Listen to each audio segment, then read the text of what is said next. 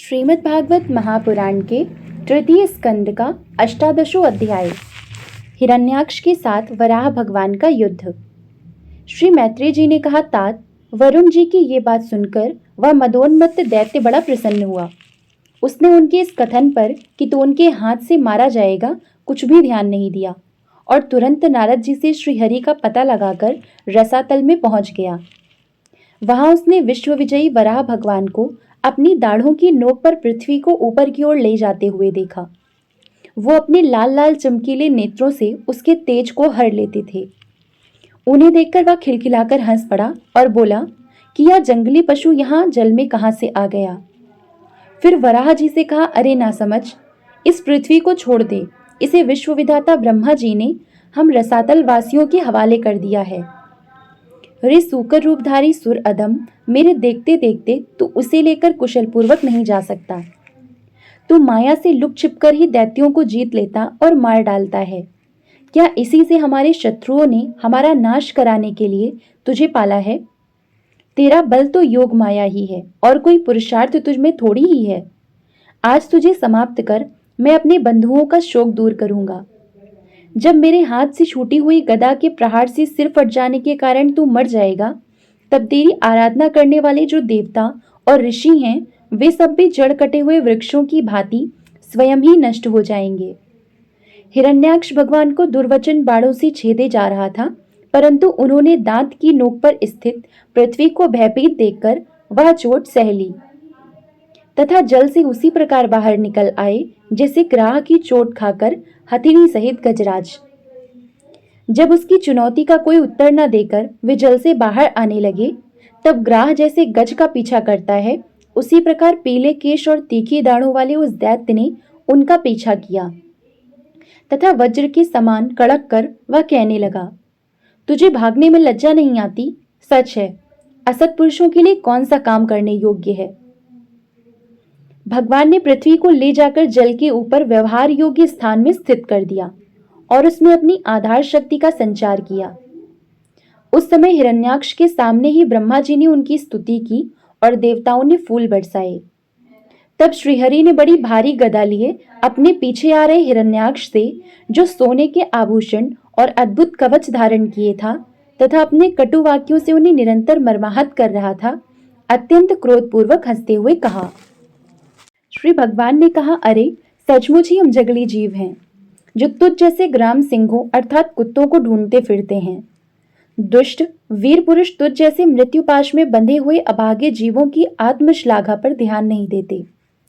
हाँ, हम रसातल वासियों की धरोहर चुराकर और लज्जा छोड़कर तेरी गदा के भय से यहाँ भाग आए हैं। हमें ऐसी सामर्थ्य कहाँ कि तेरे जैसे अद्वितीय वीर के सामने युद्ध में ठहर सकें। फिर भी हम जैसे तैसे तेरे सामने खड़े हैं। तुझ जैसे बलवानों से वैर बांधकर हम जा भी कहाँ सकते हैं। तू पैदल वीरों का सरदार है, इसलिए अब निशंक होकर उधेड़बुन छोड़कर हमारा अनिष्ट करने का प्रयत्न कर और हमें मारकर अपने भाई बंधुओं के आंसू पोंछ। अब इसमें देर ना कर। जो अपनी प्रतिज्ञा का पालन नहीं करता वह असभ्य है, भले आदमियों में बैठने लायक नहीं है। मैत्रेय जी कहते हैं, विदुर जी, जब भगवान ने रोष से उस दैत्य का इस प्रकार खूब उपहास और तिरस्कार किया, तब वह पकड़कर खिलाए जाते हुए सर्प के समान क्रोध से तिलमिला उठा।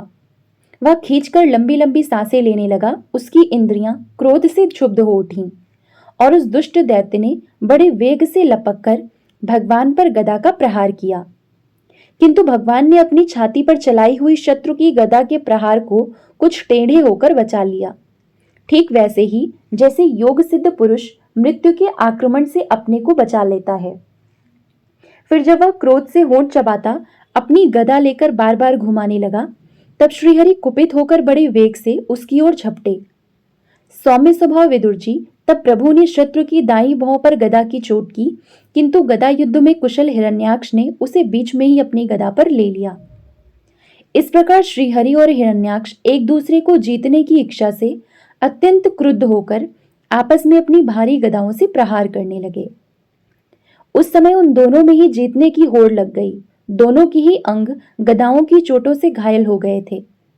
अपने अंगों के घावों से बहने वाली रुधिर की गंध से दोनों का ही क्रोध बढ़ रहा था और वे दोनों ही तरह तरह के पैतरे बदल रहे थे।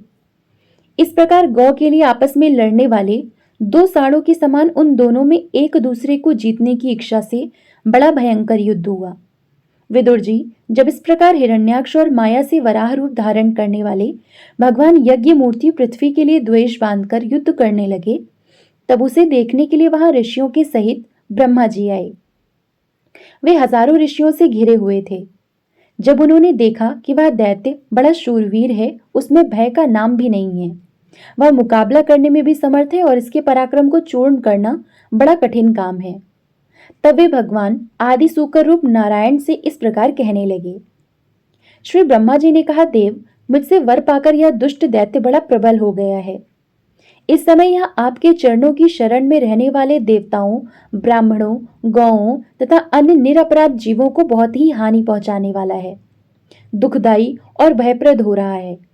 इसकी जोड़ का और कोई योद्धा नहीं है, इसलिए यह महाकंटक अपना मुकाबला करने वाले वीर की खोज में समस्त लोकों में घूम रहा है।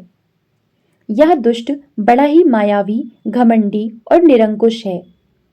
बच्चा जिस प्रकार क्रुद्ध हुए सांप से खेलता है, वैसे ही आप इससे खिलवाड़ ना करें। देव, अच्युत, जब तक यह दारुण दैत्य अपनी बल वृद्धि की वेला को पाकर प्रबल हो, उससे पहले पहले ही आप अपनी योग माया को स्वीकार करके इस पापी को मार डालिए। प्रभु, देखिए, लोगों का संहार करने वाली संध्या की भयंकर वेला आना ही चाहती है। सर्वात्मन, आप उससे पहले ही इस असुर को मारकर देवताओं को विजय प्रदान कीजिए। इस समय अभिजित नामक मंगलमय मुहूर्त का भी योग आ गया है, अतः अपनी सुहृद हम लोगों के कल्याण के लिए शीघ्र ही इस दुर्जय दैत्य से निपट लीजिए। प्रभु, इसकी मृत्यु आपके ही हाथ बधी है। हम लोगों के बड़े भाग्य हैं कि स्वयं ही अपने काल रूप आपके पास आ पहुंचा है। अब आप युद्ध में बलपूर्वक इसे मारकर लोगों को शांति प्रदान कीजिए। इति श्रीमद्भागवते महापुराणे पारमहंस्यायां संहितायां तृतीय स्कंदे हिरण्याक्ष वधे अष्टादशो अध्यायः। ओम नमो भगवते वासुदेवाय। जय श्री राधे कृष्ण।